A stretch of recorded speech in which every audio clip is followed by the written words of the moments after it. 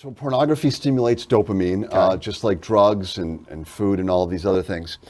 And you know, when we talk about people being addicted to something, what we want to do is we want to look at the influence it has on their life. Is it taking up large amounts of time in which they could be doing something else? Is it interfering? And of course, pornography does that. People who get addicted, they'll spend hours and hours per day.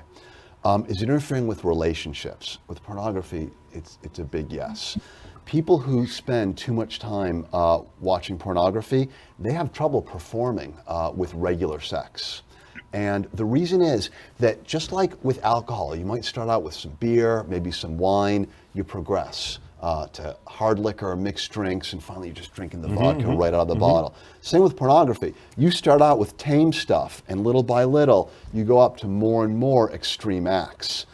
When you're with a real human being, it just doesn't do it anymore. And so a lot of people have erectile dysfunction. They don't even want to have sex with real people.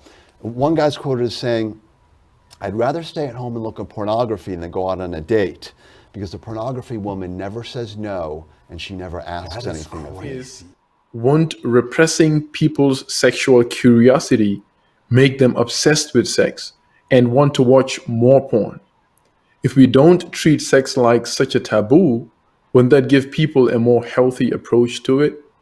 Yes, yeah. So I mean, the reality turns out to be the opposite in the context of pornography. That when a person indulges their curiosity, then it makes them more obsessed with sex. And this simply has to do with when a person objectifies something, any object, then the pleasure in the novelty is something that has to wear off. You know, if you're talking about a car, if you're talking about a new phone, anything that's an object, when we first get it, we're enamored by its beauty, but as we become more familiar with it, then it doesn't hold that same attraction that it did in the beginning. Now, it may sound crude to compare another human being to the attraction that a person has to the beauty of a car or some other object, but this is exactly what objectification is. Objectification is treating another person like an object, and pornography is objectification of women in particular, not men. Because a man's sex drive is something that is very directly linked to what pornography is going towards. You know, people who think that there's equality here, that we just have to advertise more to women and women will be equally into pornography. No, they're denying evolutionary biology. They're denying basic psychological differences and things that manifest in society. These gender differences are based in reality. They're not just social constructs.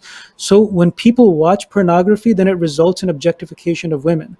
And when a person only finds pleasure in seeing a woman as an object, then naturally the novelty is going to wear off. The first time he watches pornography, it's exciting, but then he needs something new. And this is exactly why, as a person continues, he goes towards more deviant pornography. But this doesn't happen in the way that Islam has taught us to correctly channel our sexual desires. Nature has placed that desire for novelty in us. It has placed that excitement. But when it's channeled into a relationship with someone, then although there is novelty and there is a unique euphoria and pleasure in the beginning, but that actually plants the seeds for an attachment to that individual. And the difference between a person's outer beauty and their inner beauty is that the more familiar we become with someone's inner beauty, the more we're fascinated by it, the more we become attached to it.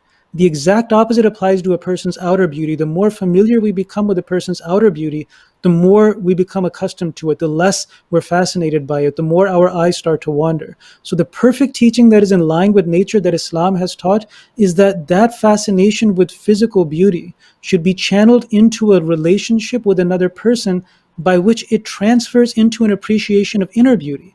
But when a person watches pornography, that never channels into an appreciation of inner beauty.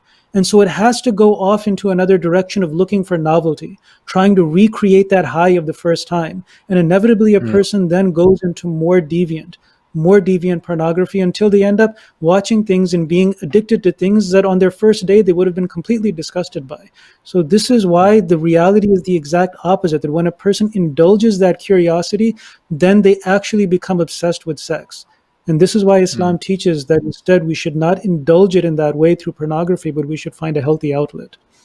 And our society bears, testimony to this. The fact that in our society you can't sell a Coke can without a half-naked lady, you can't have car advertisements or billboards without women in bikinis.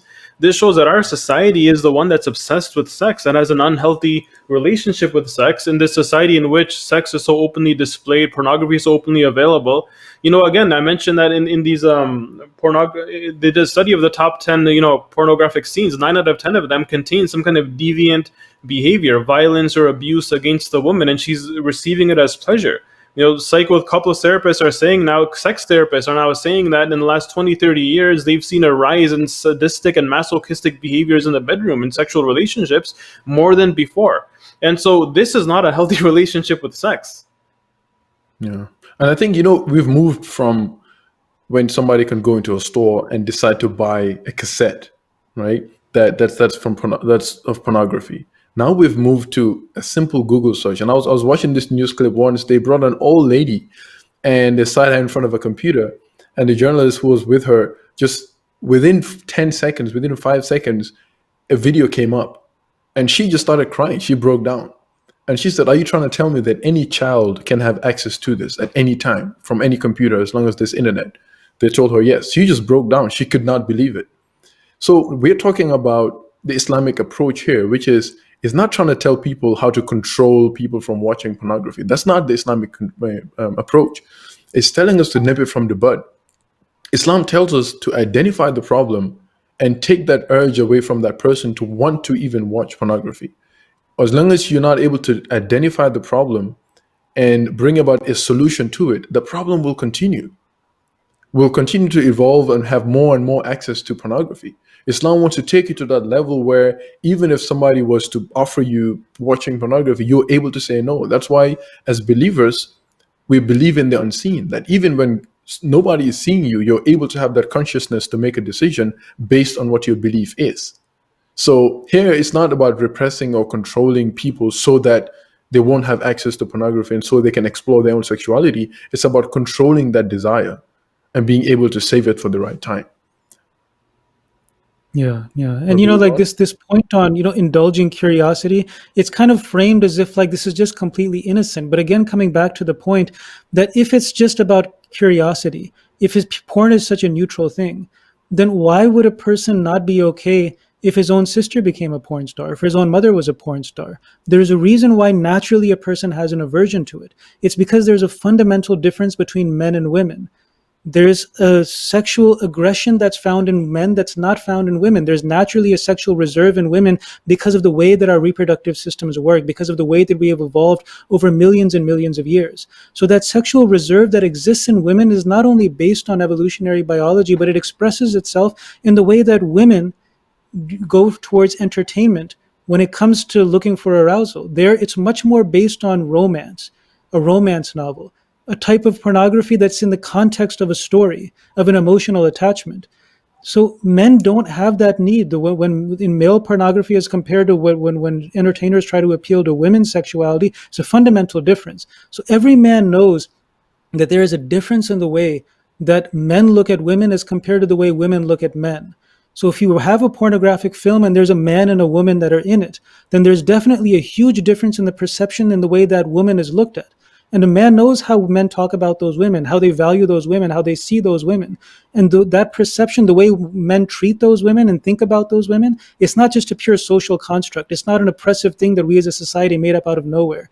It's based on evolutionary biology. It's based on behaviors that are founded in our psychology and the differences between testosterone and estrogen and all of these things. So a person should really ask themselves that if they're so okay with pornography, then why is there a double standard here?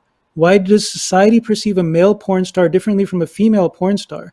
And if it's just the same as any other activity, like a person, involved in sports, MMA, or any kind of other thing where, a person is excelling and a person is an entertainer, then why is it that a female porn actress is not the same? Why would a person not want their mother or their sister or daughter to go down that road?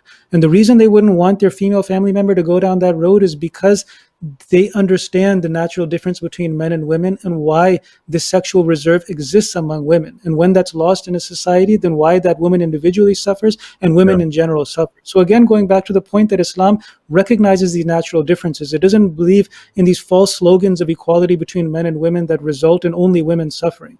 So, this whole thing about this is just an innocent curiosity that I'm indulging. No, I mean, pornography causes real problems in society, which mainly fall on the shoulders of women. Don't forget to like, subscribe, and hit that bell icon.